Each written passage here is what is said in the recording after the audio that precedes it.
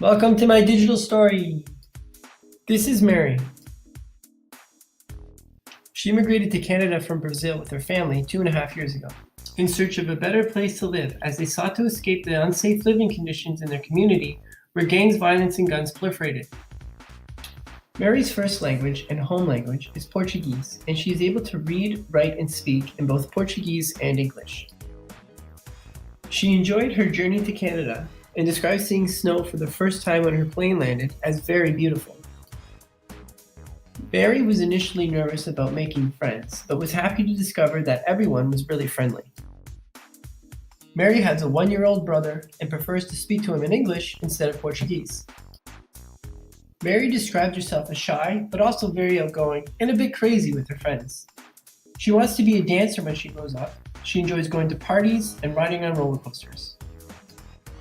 She attended school in Brazil for 5 years where she enjoyed science, but her favorite subjects now are gym and art. She loves reading when she is happy and writing when she is sad. In order to further develop Mary's profile and better refine her programming needs, more information is required.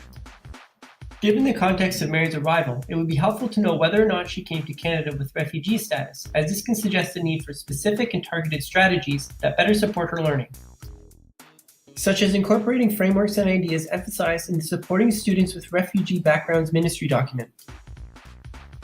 Her commenting that Brazil was very scary and makes her sad to think about is consistent with Bailey McKennan's work and should be considered as well.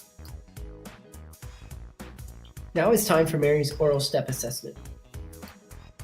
Throughout the interview, Mary answered a variety of complex questions and provided in-depth and thoughtful responses without relying on her first language to express herself. Because of this, Mary is not a step 1, 2, or 3. Mary also consistently responded to questions with linguistic complexity and understood their meaning without the need for clarification.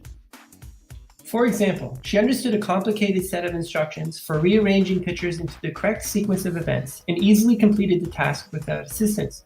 For this reason, Mary is not a step 4 either. She often illustrated her ability to listen and participate in conversations on abstract and complex grade-level topics.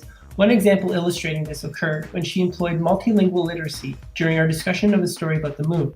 When presented with unfamiliar vocabulary, she extrapolated from contextual details and responded with the Portuguese word for rock. Mary is likely a step 5 for listening, but does not yet fit the criteria for step 6. She identified many important ideas and supporting details, but had difficulty explaining them in her own words and became confused with how the different topics were interrelated.